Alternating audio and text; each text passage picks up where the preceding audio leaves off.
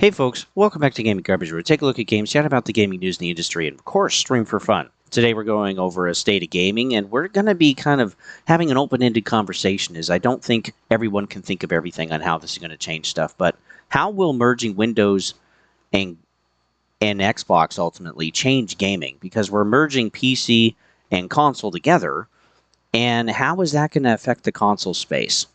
And this is what we're going to go over today. So, yeah, and if you have any other thoughts as well in the comments, hey, go ahead and leave them down below. Again, I think this needs to be an open conversation, a conversation that we continue to keep having through the rest of the decade to kind of see how things are going to shift and adjust, because it's not just going to be Xbox changing stuff. I think it's also ultimately going to be PlayStation and also Nintendo as well.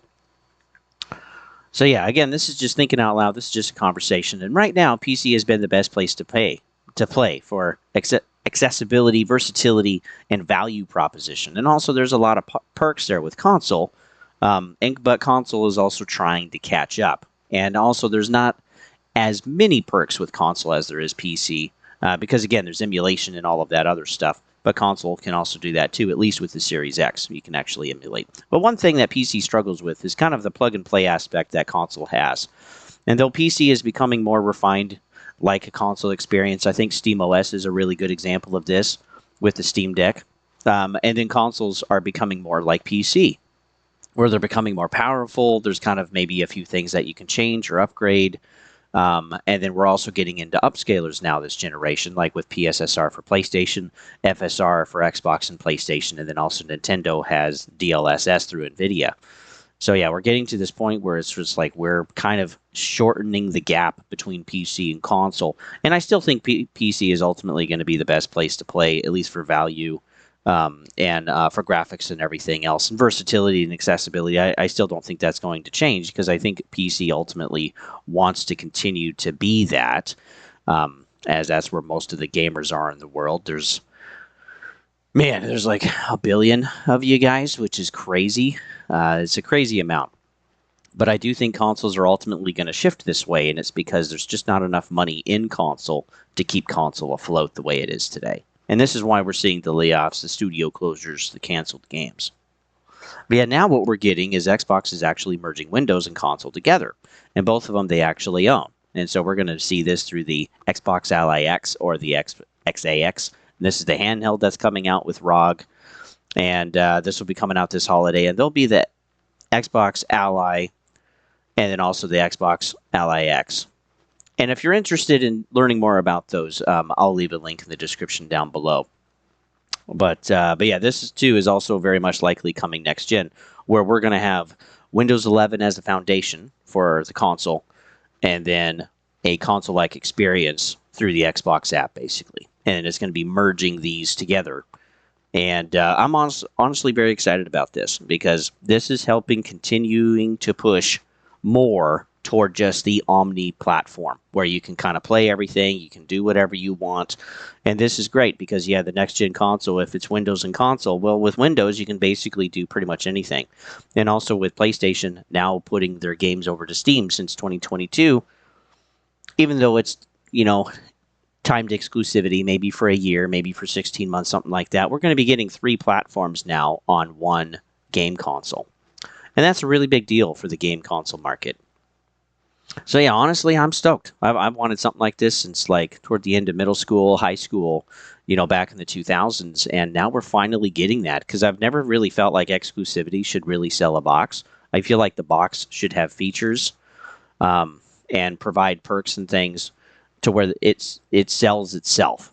And if it can't sell itself, if it has to sell through exclusivity, then I feel like companies then are just focusing on the games, and the games don't even have to be that good. I think we've seen that with PlayStation some, of course, and even when Xbox was like, yeah, we're putting our exclusive games over to PlayStation, there's some Xbox folks that freaked out about this. So there's both sides of the coin there.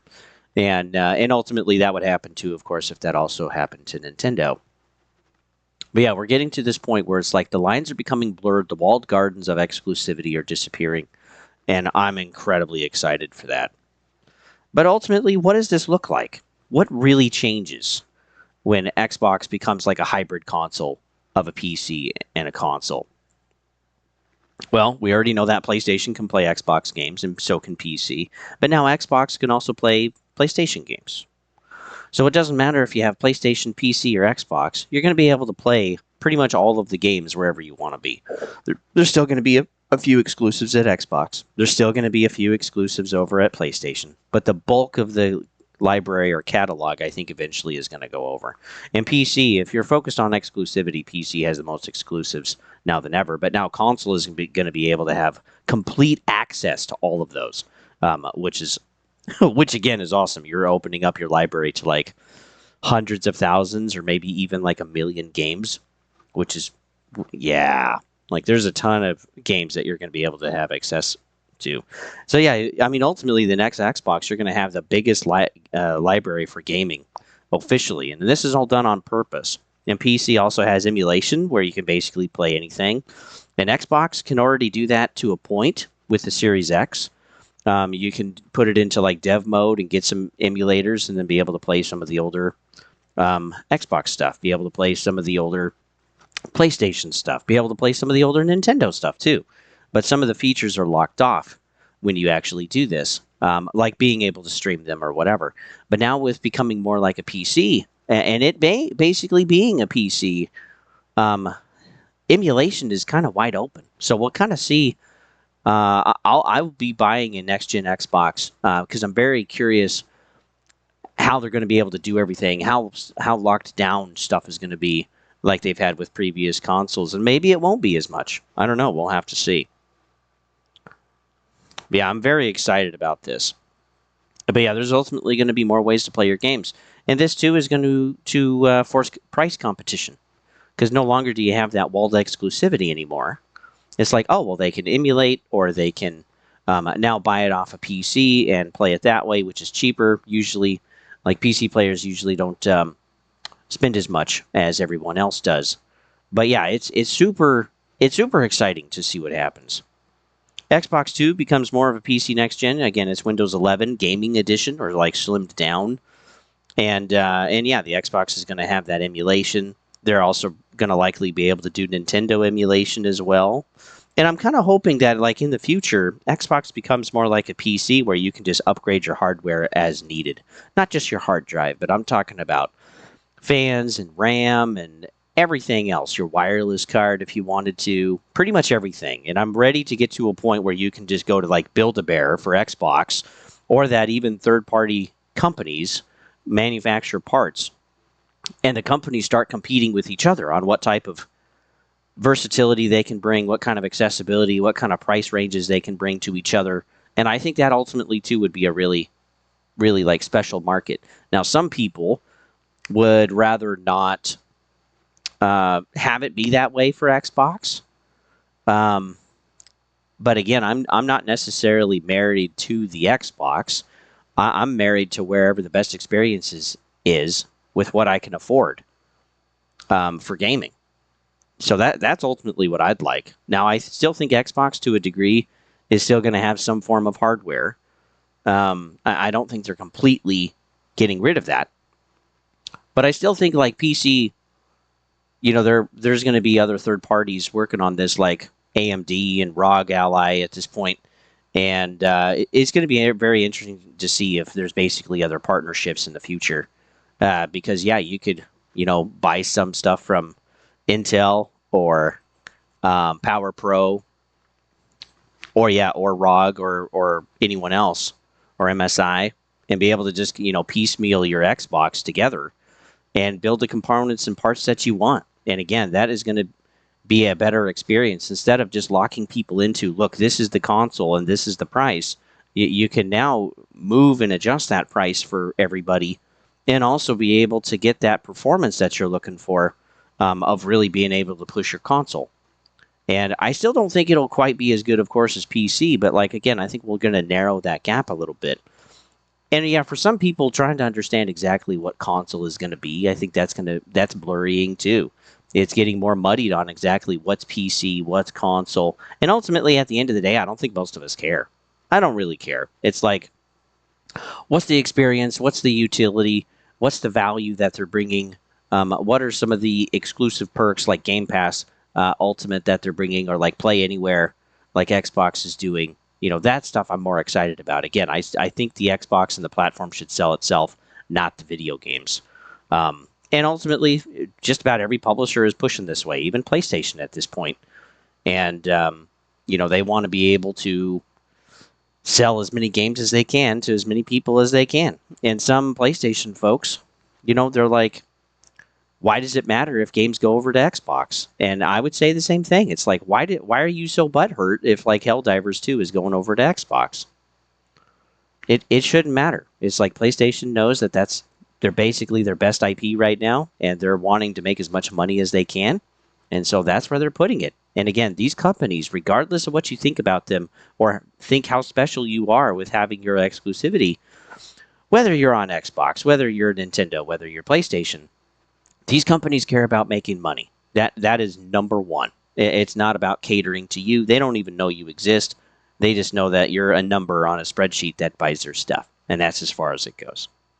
But yeah, hopefully, Microsoft, something too that could be interesting is how games are actually made. And so it could get to a point where like video games for Xbox are really just the Windows version. And I could see Xbox completely dropping making an Xbox console version of the game. Because if you're already going to have Windows 11 and be able to play these games, why would you make an Xbox version? Because that's time, that's more devs, there's also more ports and stuff to worry about. Because if basically you can just make your PC version, that's all you really need to make.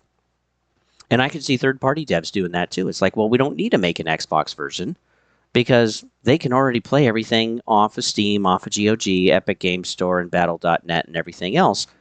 Why not just make a PC version for the game and call it good? So that's going to shorten dev time for everybody. That's probably, too, going to make it easier to focus on fixing bugs and getting content out there. And I'm excited for that, too, because it makes it more efficient for the devs to actually do their job and produce their games and support them. And I'm more excited about that. Because again, why do they need to make an Xbox version of the game? They don't, right? And this also, too, will get to a point then, if they do push that way, that basically there will become no physical copies of Xbox. Because PC already doesn't have physical copies, right? And so if that does push that way, there will just be even less physical copies on Xbox than we already have. And Xbox is already feel like it's necked down pretty far. So this could be pretty interesting. But it would save time, and still you could have a version that actually hits all PC and PlayStation, and it could be across all three platforms.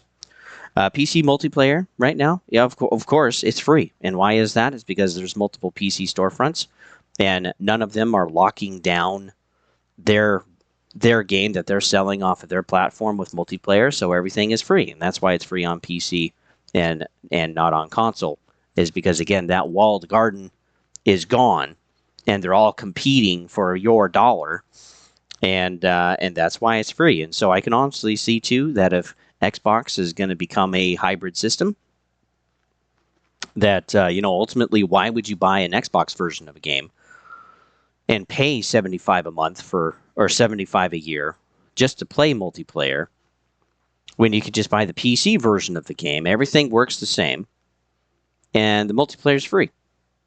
And I can ultimately see Xbox multiplayer becoming free. And then what does PlayStation do? Because apparently PlayStation and Xbox are in competition with each other, which I don't really think that's the case anymore, because Xbox has completely changed the game.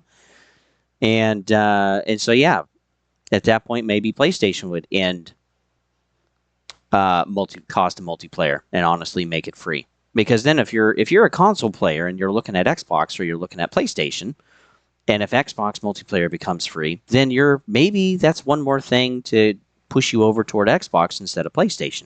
Because again, if you can play and buy the games on whatever platform now is having this Xbox hybrid, it could actually remove multiplayer costing anything. And then the only place where you're actually going to pay for multiplayer is Nintendo. I think that would be great, actually. I think that'd be wonderful. Merging hardware. Again, we kind of talked about this already a little bit, locking down stuff with just Microsoft or just with Xbox. But third parties could basically come in and make hard drives and RAM and CPU, and you could basically have more of kind of like the build-to-bear idea like a PC and mix and match your parts. You have to make sure they fit together, of course, and work together, but you'd have a lot more possibility with that. Also, merging chat systems. I mean, you have Discord and TeamSpeak and Xbox Party Chat. I mean, you're opening up a possibility now that you basically have a PC under your TV as an Xbox, that you have way more, again, options, and it's easier to integrate. And you don't maybe have to rely on game chat as much either, which, let's be honest, game chat usually in a lot of video games is garbage, and they don't sound overly great. And then, too, this could also push with VR headsets. Because, and this already just happened with Xbox's version of Meta, which comes already pre-installed with Game Pass, is that, if you, again, have a Windows 11 console, then you can have access to Meta VR. You can have access to all of Meta's games in their storefront and their other apps and tools. So, yeah, you're completely plugging in all of these other companies that have focused on a certain type of, platform or service or products, including VR now. And it can all just get plugged into the Xbox. And so this really becomes kind of like a omni platform of like kind of blending and merging everything together and helping break the wall between console and PC. And that wall is going to slowly disappear. Same too. What about if you can merge the chat systems? Same with messaging too. Maybe that would actually be pretty cool. And yeah, with multiple storefronts, we're also now looking at cheaper prices for games. And so PlayStation, since it's still walled off, they get to charge what they want to charge. But like if you're an Xbox ultimately and you're seeing the same game, usually the discounts on PC, like on Steam, are deeper and more often and sooner.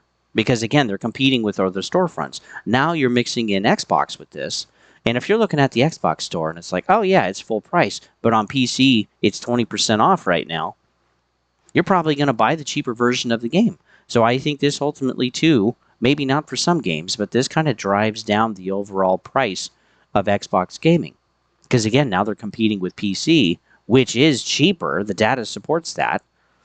And yeah, so you ultimately get maybe the starting price is the same, but like again, the discounts are more often and the discounts are deeper because now again it's not just the Xbox store. It's now competing for your dollar with all of these other storefronts out there. And of course, Xbox wants you to buy their game if they have a preference on the actual Xbox store because they make a lot more money that way.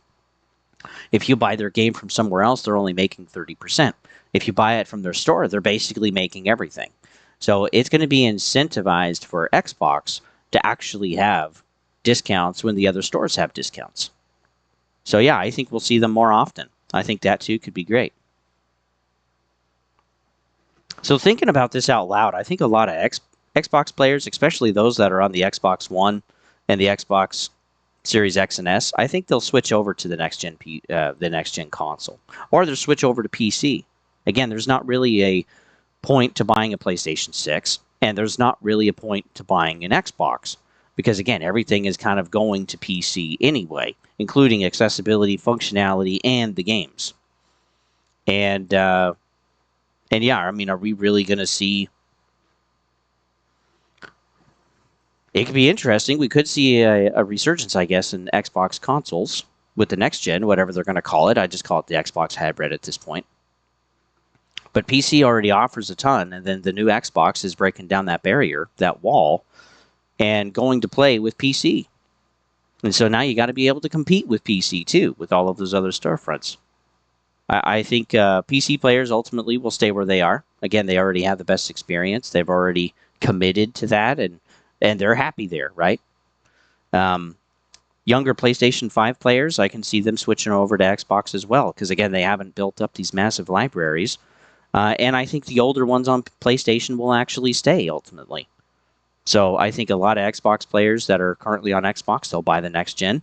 Whether they're on last gen or current gen, they'll buy the next gen Xbox. PC will stay where they are, and some PlayStation players will switch over too. And that becomes a problem for PlayStation because their margins are already pretty low. And while they have sold roughly 80 million consoles, again, it's not quite enough to actually be profitable.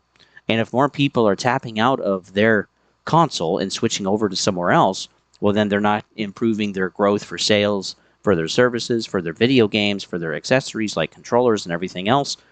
And PlayStation is going to have to figure that out down the road. Again, that will take, that'll take years or maybe even a decade to ultimately see. But like with Xbox doing what they're doing with gaming and now ultimately merging console and PC together, these other companies, they're going to have to figure out what they're going to do, because it's going to um, it's changing the landscape, and it's creating more options for the player. And now the player gets to decide where they would like to be long term.